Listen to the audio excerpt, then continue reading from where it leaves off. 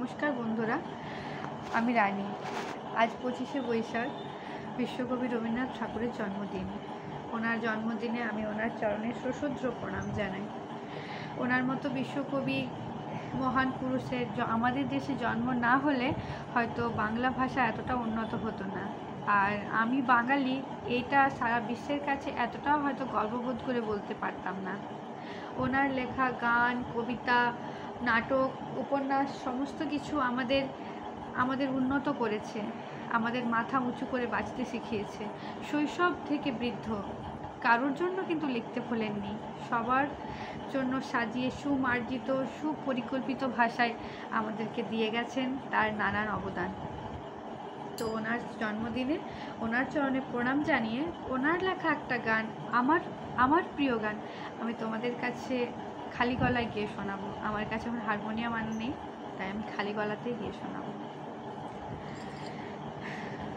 আমারও পরানো যাহা চায়, তুমি তাই গো।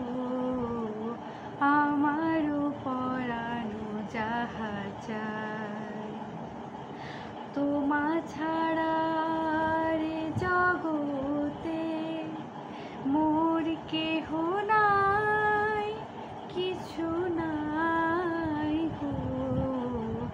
আমারও পরানো যাহা চায়, তুমি তাই গো।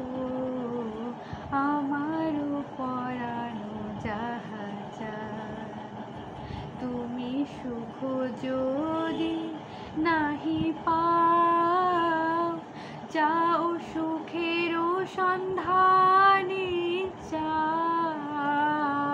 তুমি সুখ যদি নাহি পাও, যাও সুখেরও সন্ধানে যাও।